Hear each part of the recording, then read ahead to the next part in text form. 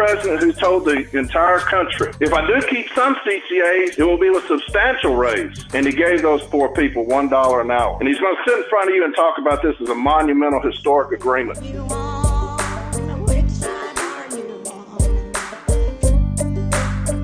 Caller from a 615 area code. 615 area code. What's your name? Where are you calling from? Yay, it's Corey Walton. How are you, brother? Corey from Tennessee. I'm good. How are you? Yes, sir. Doing well, my man. Doing well. You're a busy man right now. A little bit. That phone line's been busy. The phone line's been busy a while. It has. There's been like 200 people trying to call in. So yeah, and we only have room for 5 lines. I think I've got. So. I think I've got 33 calls in, man, before I could finally make it in. Oh man! I wanted to just touch on a few things. Yeah. I know I got to get off here, and I'm known for speaking in a short amount of time. But one of the guys stole my thunder when we're talking about safety for the city letter carriers. And I know that my president was talking about heat, all the things that they've done for heat. And the gentleman was talking about Brother Gates that died in Dallas, management using these scanners to target carriers kind of illegally against the contract when they do that about stationary events when carriers are out there in the heat taking breaks as needed in the heat. And they disciplined this man. He's almost fixing to retire. And they disciplined this man for these stationary events. And not a few weeks later, my brother was dead in somebody's front yard. Unfortunately, the gentleman that talked about that is wrong when he said that the union didn't have a position or remain silent. The president that you just talked to, Brian Renfroe, said that the uproar, the anger that the city letter carriers are showing because of the death of their brother, Mr. Gates, that same president said that we were seeking a pound of flesh. And that is an absolute travesty that the president of the greatest union to me in the country, would say that the carriers are seeking a pound of flesh because of our anger. That's what we're having to deal with right now with our union. You saw a lot of half-speak when he was on there just now. When you talked about the non-compliance, was anything addressed through the contract? And he gave you some half-speak when he was saying that the contract already deals with that. Nothing was done about the non-compliance of grievance settlements. I wish the public knew how much money the Postal Service wastes in grievance payouts and non-compliance because they refuse to abide by the agreement. Hundreds of millions of dollars a year that the Postal Service loses, they waste it. And you know who catches the brunt of that? The city letter carrier with a 1.3% raise. I want a president that's going to go in there to the Postal Service and demand to see their books. They lost $6 billion, I think it was. They made $78 billion and spent $85 last year. Where did $85 billion go? I don't know.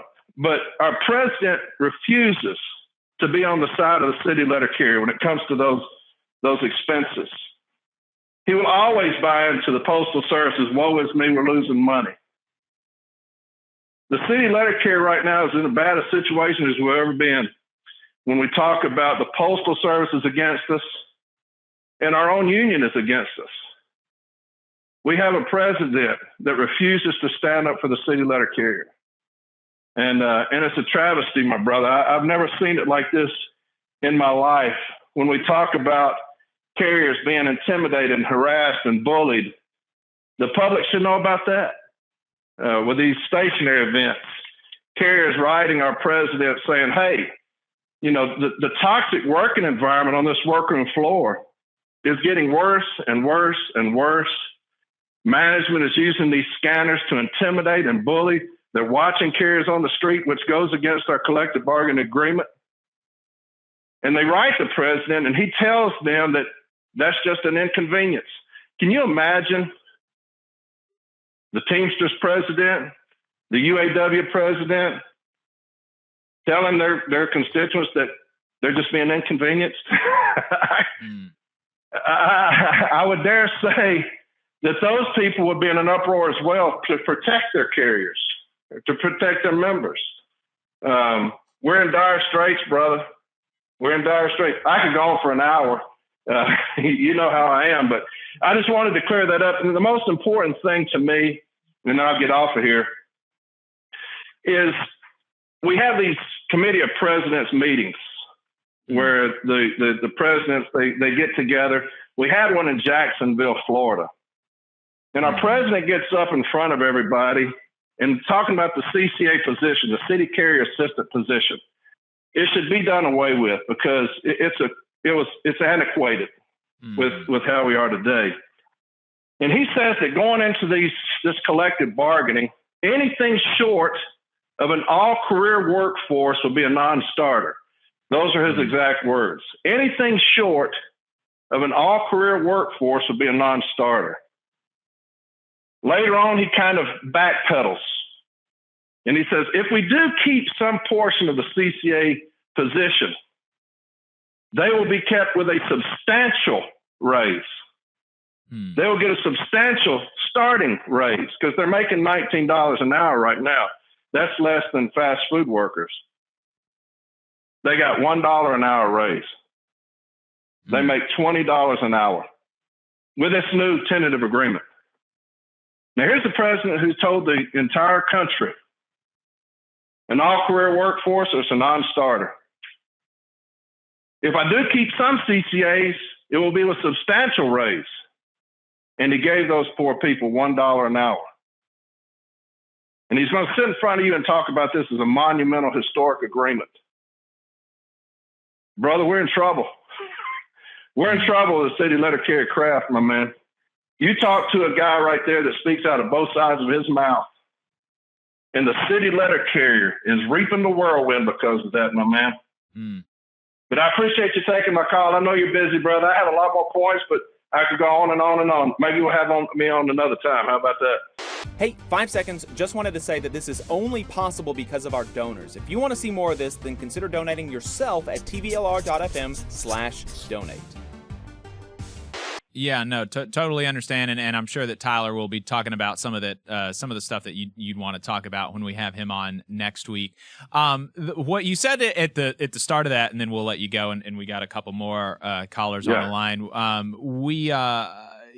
About Gates and wanting a pound of flesh. Was he saying that as if like